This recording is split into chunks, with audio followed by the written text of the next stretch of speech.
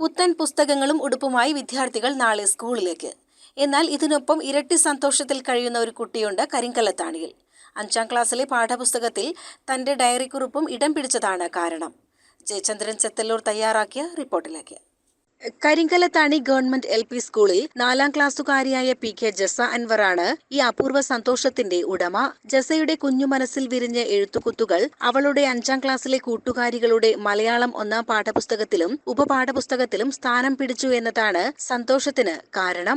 5ാം ക്ലാസ്സിലെ കേരള പാഠാവലിയിൽ ഇടുക്കിയുടെ താജ്മഹൽ എന്ന പാഠഭാഗത്തിൽ താൻ വീട്ടുകാരോടൊപ്പം കാശ്മീരിലേക്ക് വിനോദയാത്ര പോയപ്പോൾ കണ്ട കാഴ്ചകൾ ഡയറിക്കുറിപ്പായി എഴുതിയിരുന്നു. ഇതാണ് ആ പാഠഭാഗത്തിലെ കാശ്മീർ കാഴ്ചകളെക്കുറിച്ച് എഴുതാനുള്ള പ്രവർത്തനമായി വന്നിട്ടുള്ളത്.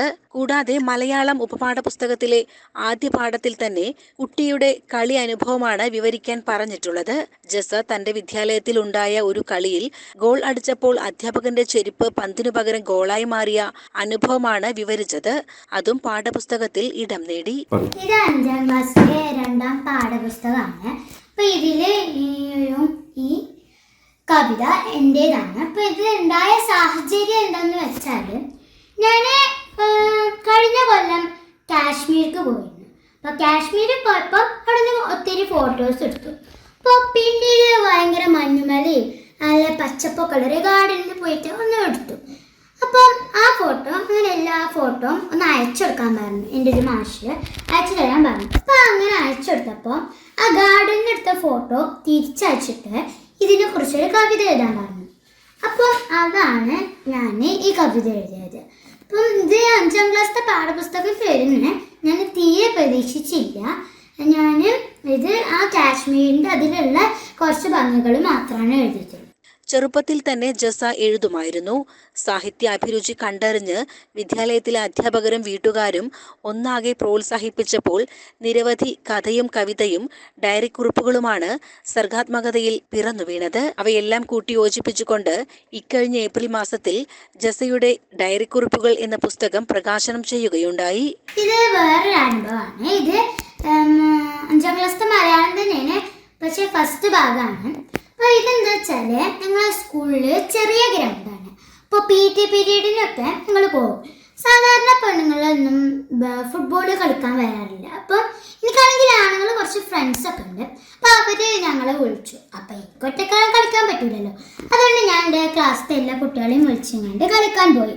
അപ്പോൾ ഫസ്റ്റ് തന്നെ ആണുങ്ങൾ നമുക്ക് വെറുതെ പന്ത് തട്ടിയാൽ മതി, അങ്ങനെയൊക്കെയല്ലേ കാണില്ല, അധികം ഓടേണ്ട ആവശ്യമൊന്നും ഇല്ലല്ലോ എന്ന് കരുതി. പക്ഷേ ആണുങ്ങളെന്ന് പറയുമ്പോൾ ഓരൊക്കെ ഭയങ്കര ശക്തിമാന്മാരല്ലേ, നല്ല ആരോഗ്യം. അപ്പോൾ ഓരൊക്കെ നല്ലോണം അടിച്ചു. അപ്പോൾ ഞങ്ങൾക്കൊന്നും വേവിച്ചില്ല. അപ്പോൾ ഇത് കണ്ട് ഞങ്ങൾ അറബി മാഷായിരുന്നു ഞങ്ങളെ PT സാർ. അപ്പം മാഷും കൂടി ഞങ്ങളൊപ്പം കൂടി. അപ്പം മാഷ് ഞങ്ങളൊപ്പം കൂടിയപ്പം മാഷ് അങ്ങനെ ഫുട്ബോൾ അടിച്ച് ഞങ്ങൾക്ക് പോയിന്റ് കൂട്ടി തന്നു. അതിൽ ഒന്നിൻ്റെ ഇടക്കാണ് മാഷ് ഫുട്ബോൾ അടിച്ചപ്പോൾ മാഷിൻ്റെ ചെരുപ്പ് തെറിച്ച് പോയിട്ട് ഗോളായി. അപ്പോൾ ഗോളായി അത് കണ്ടിട്ട് കുട്ടികളൊക്കെ തലമ കൈവച്ചിട്ടും ഒക്കെ ചിരിച്ചും കളിച്ചൊക്കെ ഇതാക്കി. അപ്പോൾ ആ സാഹചര്യത്തിൽ എഴുതിയതാണ് ഇതും. ചെറുപ്രായത്തിൽ തന്നെ ഇത്തരമൊരു പുസ്തകം ഇറക്കിയതിൽ ജസയുടെ സന്തോഷം പറഞ്ഞറിയിക്കാൻ പറ്റാത്തതായിരുന്നു എന്ന് മാതാപിതാക്കൾ പറഞ്ഞു.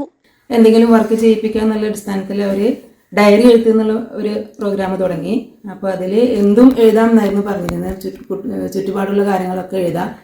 അപ്പോൾ അങ്ങനെ അവളെ കൊണ്ട് എഴുതിപ്പിച്ചു. അപ്പോൾ അവൾ എഴുതി. അപ്പോൾ അക്ഷരങ്ങളൊക്കെ പഠിഞ്ഞു വരുന്നേ ഉണ്ടായിരുന്നുള്ളൂ. അപ്പോൾ നമ്മൾ ഹെൽപ്പ് ചെയ്തു. പിന്നെ അങ്ങനെ എഴുതി അത് സാറിനെ കാണിച്ചു. സാറ് അതിനുള്ള നിർദ്ദേശങ്ങളൊക്കെ പ്രോത്സാഹനമൊക്കെ കൊടുക്കുമായിരുന്നു. അങ്ങനെ അതങ്ങനെ എഴുത്ത് വളർന്ന് വന്നു. പിന്നെ അവൾ സ്വന്തമായിട്ട് എഴുതാൻ തുടങ്ങി. പിന്നെ അത് കഴിഞ്ഞ് അപ്പോൾ എഴുതുന്നതും അയച്ചു കൊടുക്കുമായിരുന്നു. അപ്പോൾ അതിന് മുന്നോട്ടുള്ള എഴുത്തിൻ്റെ കാര്യങ്ങളൊക്കെ സാറും അതുപോലെ ടീച്ചർ ഉണ്ടായിരുന്നു അവിടെ, ധന്യ ടീച്ചർ എന്ന് പറയുന്ന ടീച്ചർ.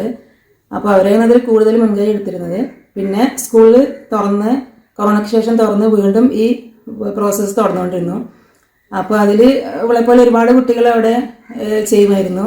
അപ്പോൾ എല്ലാവരെയും മാഷ അങ്ങനെ ഒരു എഴുത്തിൻ്റെ ആ ഒരു ഇതിലേക്ക് കൊണ്ടുവരികയും അങ്ങനെ കുട്ടികൾ പിന്നെ കൂടുതൽ സ്വന്തമായിട്ട് എഴുതാൻ തുടങ്ങി. പുതിയ കാര്യങ്ങളൊക്കെ ഉൾപ്പെടുത്തി അതിലേക്ക് ഭാവനകളും അങ്ങനെയൊക്കെ ഉൾപ്പെടുത്തി സർഗാത്മകയോടുകൂടി എഴുതാൻ തുടങ്ങി.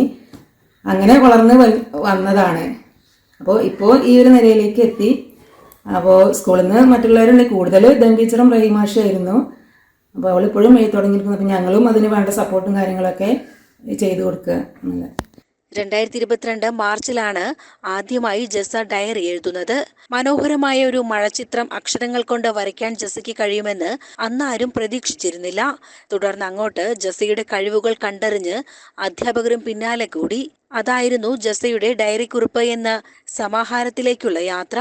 കരിങ്കലത്താണി GMLP സ്കൂളിൽ 4ാം ക്ലാസ്സിലേക്ക് പ്രവേശിച്ച ജസ ആലിപ്പറമ്പ് ഗവൺമെന്റ് ഹയർ സെക്കൻഡറി സ്കൂളിലെ അധ്യാപകനായ പുത്തനങ്ങാടി കിഴക്കേത്തലയ്ക്കൽ അൻവറിന്റെയും അനീസയുടെയും ഏക മകളാണ്. ജസയ്ക്ക് സാഹിത്യരചനയ്ക്ക് കൂട്ടിനായി റിട്ടയർഡ് അധ്യാപകനായ PK സയ്യിദും കൂടെയുണ്ട്. കനൽ എന്ന കവിതാ സമാഹാരത്തിലും എഴുത്തോലയിലും യുറീക്കയിലും ജസയുടെ രചനകൾ ഇതിനകം പ്രസിദ്ധീകരിച്ചിട്ടുണ്ട്. ചെറുപ്പത്തിൽ തന്നെ നിരവധി അവാർഡുകളും ട്രോഫികളും ജസയെ തേടിയെത്തിയിട്ടുണ്ട്.